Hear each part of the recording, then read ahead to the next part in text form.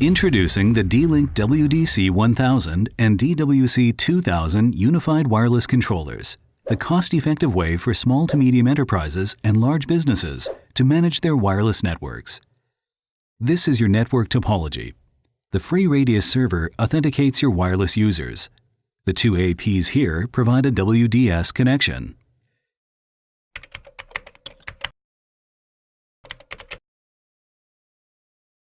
To configure the wireless controller's IP address, you first need to change your laptop IP to the same subnet as the wireless controller's default setting. Right-click on the network icon in the bottom right-hand corner and select Open Network and Internet Center. Click on the Change Adapter options, then on Properties.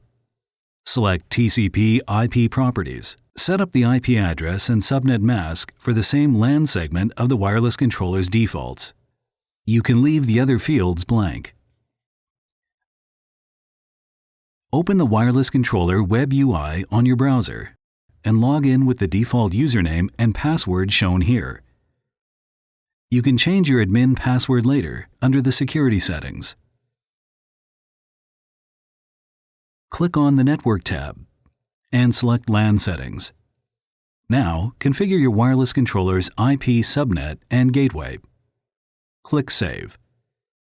Make sure your controller and laptop are in the same subnet.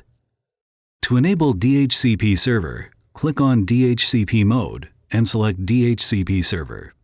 Then click Save. Wait for it to load. Then click Add New Pool. In the DHCP address pool configuration, set the start IP and end IP. That's it. You're done.